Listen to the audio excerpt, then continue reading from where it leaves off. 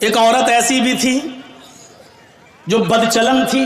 اس نے ایک جنگل میں ایک کتے کو دیکھا جو گیلی زمین کے پاس بیٹھ کر اپنی زبان سے گیلی زمین کو چاٹ رہا ہے. گویا کہ وہ پیاسا ہے اور اس گیلی زمین سے کچھ پانی لینا چاہتا ہے، لیکن گیلی زمین سے پانی نہیں مل رہا ہے.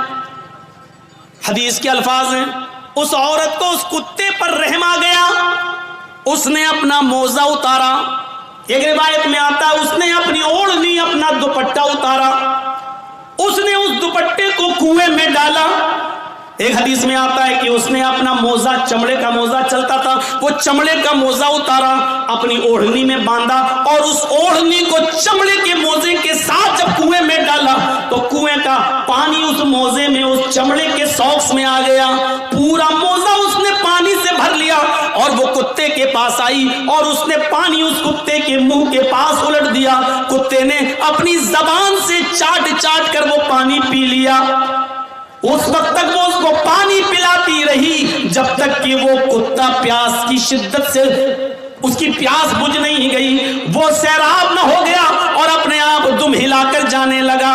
غور کرو اے مسلمانوں، یہ عورت بدچلن تھی، یہ عورت زانیہ تھی، یہ عورت جسم فروش تھی. اس نے نمازیں نہ پڑھی تھی، روزہ نہیں رکھا تھا، لیکن ایک کتے کو پانی پلایا. وہ رحمان اور رحیم کی رحمت ایسی جوش میں آئی، اس رب العالمین کی رحمت ایسی جوش میں آئی کہ جب یہ عورت مری تو اللہ کو اس کی یہ نیکی پسند آئی اور اللہ نے اس عورت کو جنت کے اندر داخل کر دیا.